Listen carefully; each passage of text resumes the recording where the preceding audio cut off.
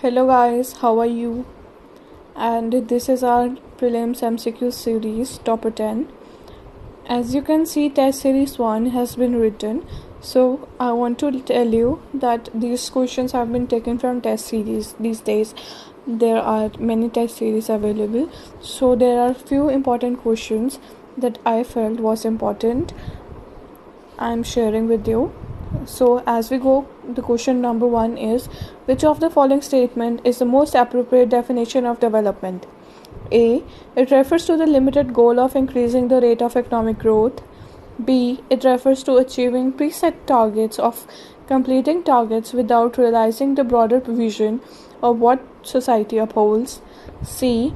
It refers to the desire of better life. D. It refers to the idea of catching up on the West in terms of economic growth. So as we can see, our development is not confined to just economic growth. It is for our betterment, or the society's betterment, or the nation's betterment. So according to the definitions given here, the C option seems more appropriate. So the explanation given out here is, development is the process of improvement and changes required for better living and existence. It is measured by the scale of achievements in human perspective pertaining to the quantum of qualitative fulfillment of needs of knowledge and sustenance of life. Okay, so question 2 comes up is, in context of Indian Constitution, which of the following statement would you accept as the most appropriate for reasonable restriction? So as we can see, these days we are going through an reasonable restriction of being at home in a lockdown and not moving out so that we don't catch up with the coronavirus. So in this question, in context of Constitution, what is reasonable restriction? The options given are restriction on legislative power, limitation imposed on personal right, restriction on state powers, restriction by judiciary on the executive. So the option B is correct. Option B is the correct answer. The phrase reasonable restriction connotes that the limitation imposed upon the person in enjoyment of the right should not be arbitrary or of an excessive nature beyond what is required in the interest of the public. So it should not be of excessive nature.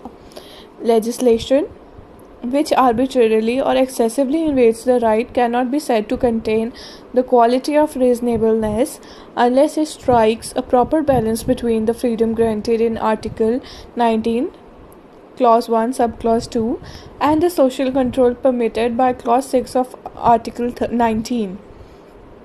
It must be held to be wanting in that quality, hence option B is correct. Question 3 is, which of the following is or are the types of equality that is mentioned in the preamble of the Indian Constitution?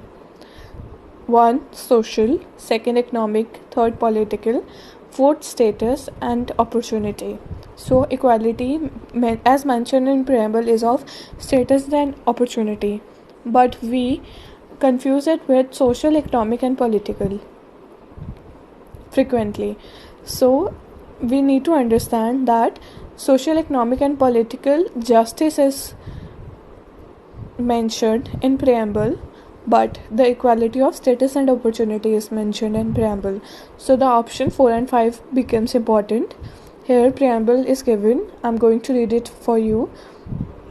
We, the people of India, having solemnly resolved to constitute India into sovereign, socialist, secular, democratic republic, and to secure to all its citizens justice, social, economic and political, liberty of thought, expression, belief, faith and worship, equality of status and opportunity, and to promote them all, fraternity, ensuring the dignity of the individual and the unity and integrity of nation.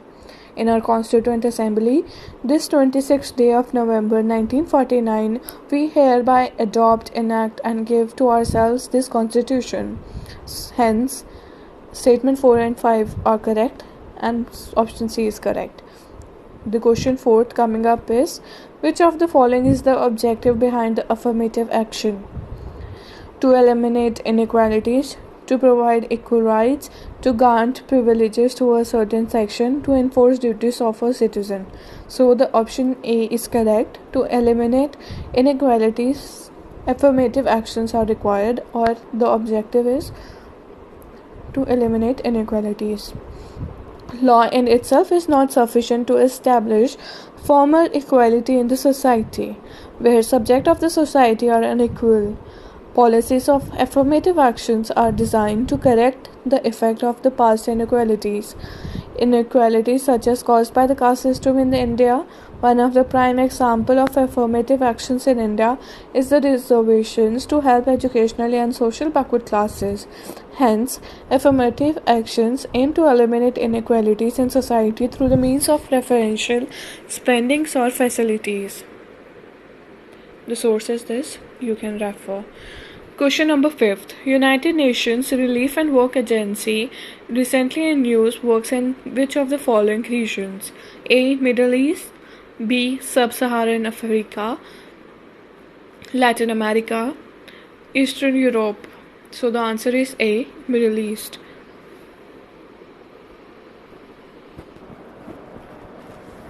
UNRWA is one of the largest United Nations program with over 30,000 personnel working across 5 areas of operations, and is unique in that it delivers services directly to beneficiaries. UNRWA headquarters are located in Amman and in Gaza. The agencies maintains a field office in each of its areas of operation: Jordan, Lebanon, Syria, the West Bank, and the Gaza Strip. Created in December 1949, the UNRWA for Palestine refugees in Near East is a relief and human development agency which supports more than 5 million registered Palestinian refugees and their patrilineal descendants who fled and were expelled from their homes during the 1948 Palestine War, as well as those who fled or were expelled during and following the 1967 Six-Day War. So the question 6 coming up is, with reference to Unispace plus 50, consider the following statements. First,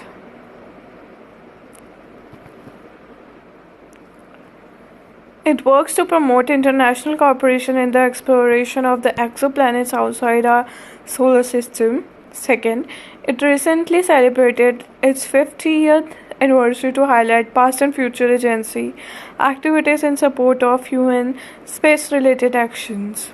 So the option B is correct. Option 2 only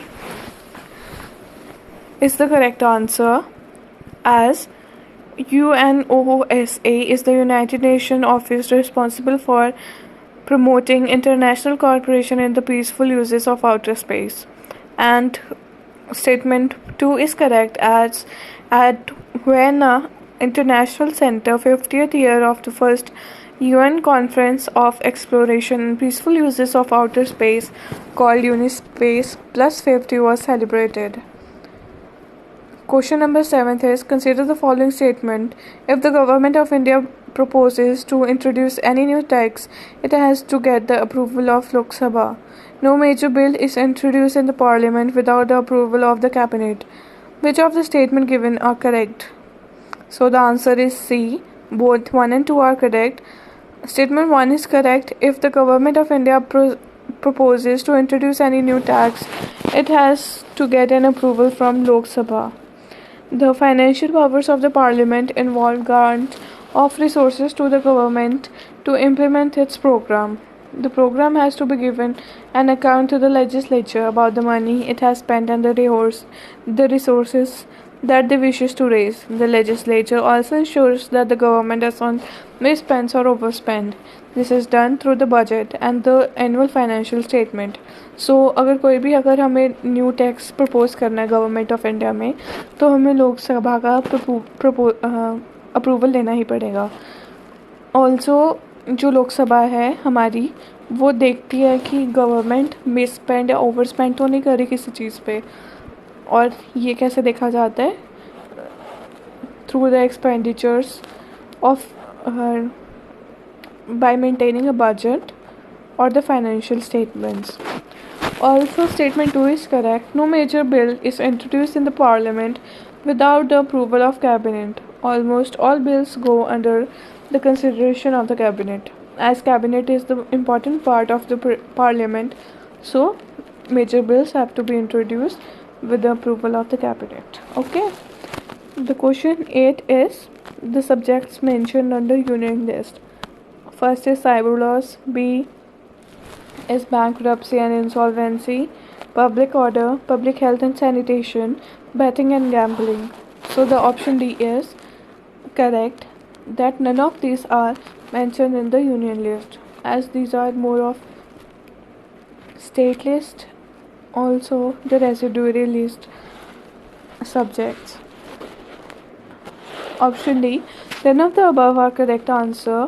The legislative function of union and state are discussed mainly in Article 245 to 355 of Part 11 of the Constitution. Article 246 makes provision of 7th Schedule. It says that the Parliament can make laws on the list 1 union list subjects.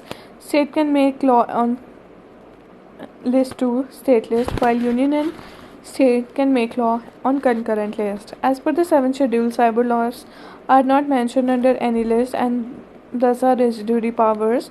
Union legislature alone has the power to legislate on such matters.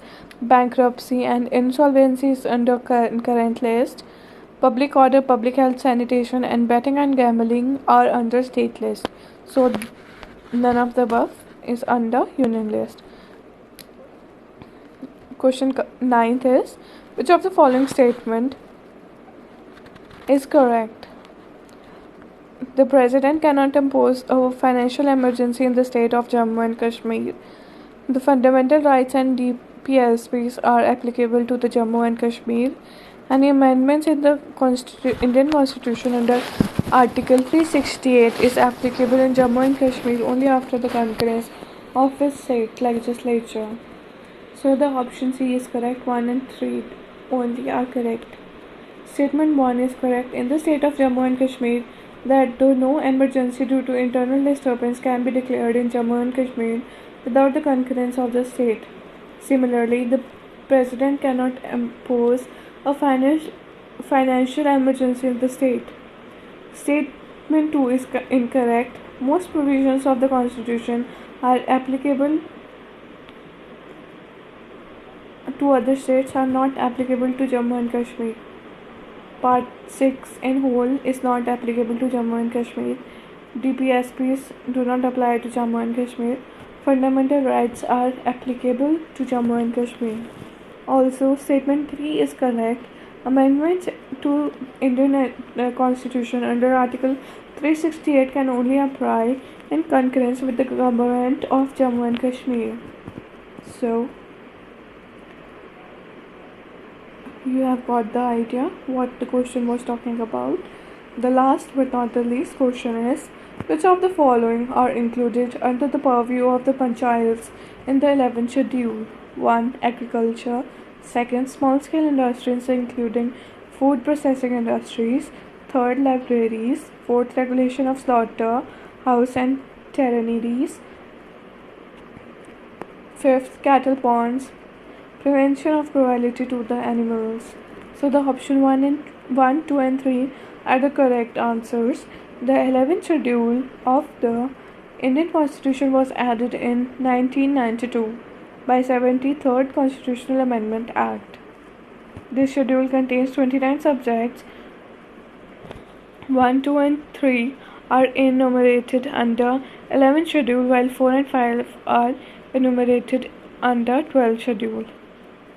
So this was all about today's prelims MCQ series. Thank you. Please subscribe and share.